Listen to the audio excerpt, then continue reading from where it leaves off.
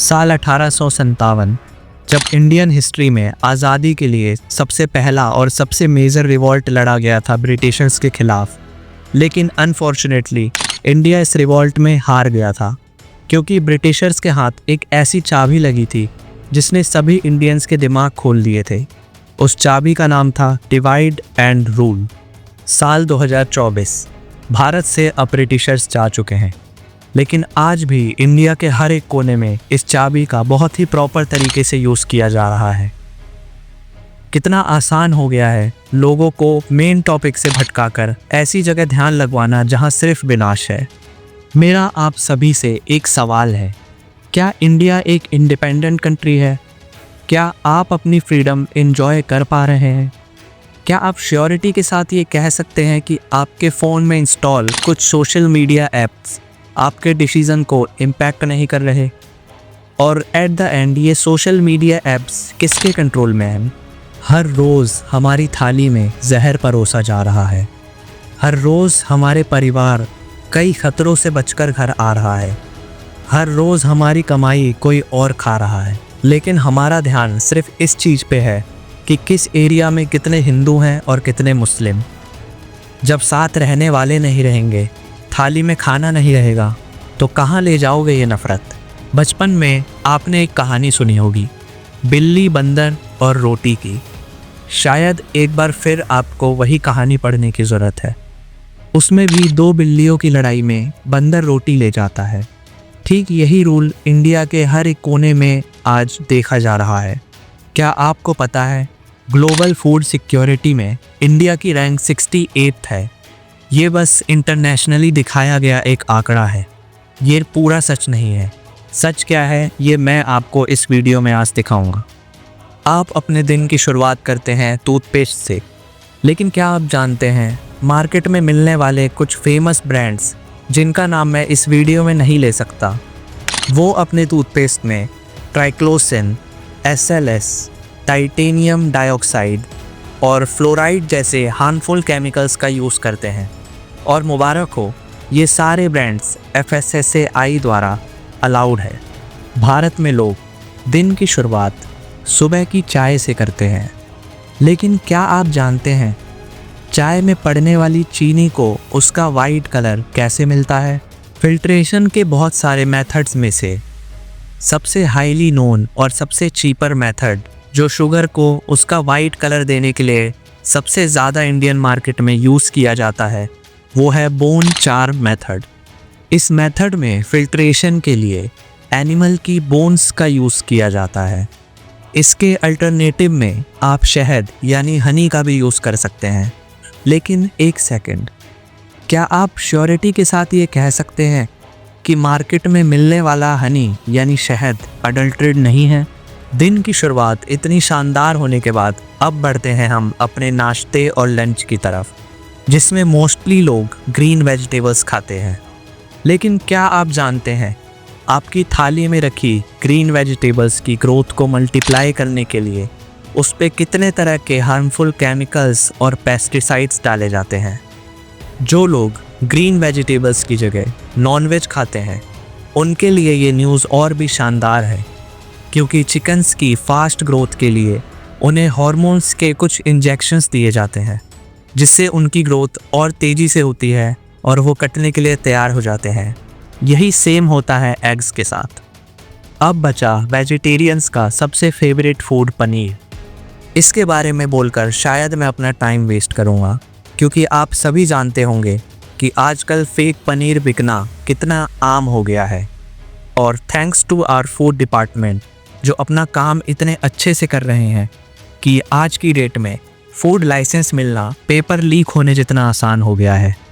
वैसे paper leak से याद आया, क्या आप इमेजिन कर सकते हैं उन बच्चों के स्ट्रेस को जिनका हर साल पेपर लीक और चीटिंग जैसी न्यूज़ की वजह से करियर ख़त्म हो जाता है? और कई बच्चे करियर ख़त्म होने के साथ साथ खुद को भी ख़त्म कर लेते हैं। क्या आप इमेजिन कर सकते हैं उन बच्चों के पेरेंट्स के दुख को? एजुकेशन के नाम पर पेरेंट्स से लाखों रुपए वसूलने के बाद उनसे बड़ी ही आसानी से ये कह दिया जाता है कि माफ़ कीजिए पेपर लीक हो गया। और एजुकेशन के इन हाई प्राइसेस को, एग्ज़ाम लीक होने जैसी इस केयरलेसनेस को रेगुलेट करने के लिए कोई गवर्नमेंट बॉडी नहीं, या शायद है लेकिन आगे नहीं आना चाहती। क्या आप जानते हैं इंडिपेंडेंस डे के बाद से अब तक इंडिया में लगभग 6 लाख रिपोर्टेड रेप केस हैं। इनमें से कई केस तो शायद आज भी पेंडिंग होंगे, और जो अनरिपोर्टेड हैं उनका आंकड़ा इनसे 10 गुना ज़्यादा है। कमाल की सिक्योरिटी है हमारे यहाँ, मानना पड़ेगा। इन केसेस को रोकना भारत के लिए उतना ही मुश्किल हो गया है जितना लोगों के लिए रोज़गार बढ़ाना। और इन केसेस को टैकल करने के लिए गवर्नमेंट ने सबसे बेस्ट सॉल्यूशन निकाला है। वो है सिक्योरिटी बढ़ाना नहीं, वो है कंपनसेशन यानी मुआवजा देना। वैसे शायद आप ये बात जानते होंगे, ग्लोबल पॉवर्टी इंडेक्स में इंडिया की रैंक 105 है। समझ रहे हो, 127 कंट्री में से इंडिया की रैंक 105 है। इतनी गरीबी है हमारे देश में। अब इसे गरीबी कहो या अनइक्वल डिस्ट्रीब्यूशन ऑफ रिसोर्सेस, और इक्वल डिस्ट्रीब्यूशन ऑफ रिसोर्सेस होगा भी तो कैसे? सारा पैसा पॉलिटिशियंस ले जाते हैं और सारी सीट्स रिजर्वेशन वाले। देखो, रिजर्वेशन देखा जाए तो बहुत बुरी चीज़ नहीं है, लेकिन इतने सालों से लेकर अब तक इसमें कोई मॉडिफिकेशन ना करना बहुत बुरा है। रिजर्वेशन का मेन गोल था डिप्रेस्ड क्लास को अपॉर्चुनिटीज़ प्रोवाइड करवाना, लेकिन आज की डेट में जब किसी को रिजर्वेशन की वजह से गवर्नमेंट जॉब मिल जाती है, तब भी उनके बच्चों और उनके भी बच्चों को रिजर्वेशन की फैसिलिटी क्यों प्रोवाइड की जाती है? तब रिजर्वेशन देने का क्या मतलब बनता है? एनवायरनमेंट का कितना बुरा हाल है ये अभी मैंने आपको अपनी लास्ट वीडियो में डिटेल में बताया था। अब चलिए बात करते हैं मेडिकल फैसिलिटीज़ की। अगर आप एक मिडिल क्लास फैमिली से बिलोंग करते हैं तो आप एक बार अपना इलाज किसी प्राइवेट हॉस्पिटल में करवा के देखना। एक खांसी की दवा के लिए घर बेचना पड़ जाएगा। वैसे आपने हॉस्पिटल्स के स्कैम्स के बारे में तो सुना ही होगा, या शायद नहीं, क्योंकि आपको रील्स में बिग बॉस में क्या चल रहा है सिर्फ ये दिखाया जाता है, ना कि सोसाइटी में क्या चल रहा है ये। क्या आप जानते हैं एक लेडी के प्रेग्नेंट होने पर पहले जो डिलीवरी नॉर्मल हो जाया करती थी, अब उसी डिलीवरी को ऑपरेशन के थ्रू करवाने का रेट 50% तक बढ़ चुका है। यानी हर 2 में से 1 लेडी का डिलीवरी ऑपरेशन के थ्रू हो रही है।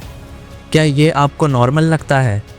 इतने सारे हॉस्पिटल स्कैम्स, लेकिन इनको रेगुलेट करने के लिए कोई गवर्नमेंट बॉडी नहीं, या है लेकिन आगे नहीं आना चाहती। करप्शन कितना है अपने देश में ये तो यहाँ का बच्चा बच्चा जानता है। अगर आप कोई एक भी गवर्नमेंट डॉक्यूमेंट बिना रिश्वत दिए बनवा लेते हैं तो आप खुद को बहुत लकी मानना। EWS और कास्ट सर्टिफिकेट जैसे डॉक्यूमेंट जो कई बच्चों की एजुकेशनल रिजर्वेशन को डायरेक्ट इम्पैक्ट करते हैं, ऐसे डॉक्यूमेंट्स को भी बनवाने के लिए पहले उन बच्चों को हज़ारों रुपए की रिश्वत देनी पड़ती है। ऊपर कही गई मेरी बातें तो सिर्फ 1% का ओवरव्यू है इस वक्त जो अभी इंडिया में चल रहा है। इतनी सब प्रॉब्लम्स के बीच में हमें सिर्फ इस बात की चिंता है कि मंदिर कहाँ बनेगा और मस्जिद कहाँ बनेगा। आपको धर्म के नाम पर लड़वाकर इंडिया में खुले आम क्राइम्स हो रहे हैं। हमारी हेल्थ के साथ, हमारी सिक्योरिटी के साथ खिलवाड़ हो रहा है, लेकिन हम सब बिजी हैं। क्या आपने एक बार सोचा है रिलीजन के नाम पे इतनी लड़ाइयाँ करने से सबसे ज़्यादा लॉस किसका है? गवर्नमेंट का या उन पॉलिटिशियंस का जो आपको ये सब करने के लिए मोटिवेट करते हैं? बड़ी ही आसानी से आप सभी को मेन प्रॉब्लम से डिस्ट्रैक्ट करने के लिए आपके दिमाग में भी डिवाइड एंड रूल वाली चाबी को लगाकर घुमा दिया जाता है, और आप बस एक कठपुतली बनकर वो सब करते हैं जिसका कोई मतलब नहीं। सपोज करो जैसा आप चाहते हो वैसा ही हो जाए, इंडिया में सिर्फ एक धर्म हो जाए, तो क्या आप इस बात की गारंटी दे सकते हैं कि इंडिया का सारा करप्शन ख़त्म हो जाएगा? लोगों की थाली में जहर की जगह अनाज आएगा, आप सेफली बाहर निकलना फील कर पाएंगे? सबसे बड़ा धर्म इंसानियत का होता है, और ये बात धर्म हमें खुद सिखाता है।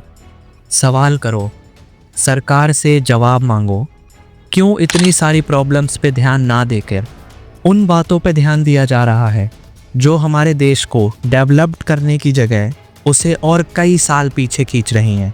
आपका सवाल ना करना ही इन सब बातों को बढ़ावा दे रहा है।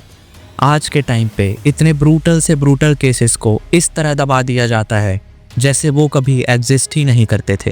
ट्विटर पर KGF और सलार जैसी मूवीज़ का ट्रेंड चलाने से अच्छा है आप वी वांट आंसर का ट्रेंड चलाएं।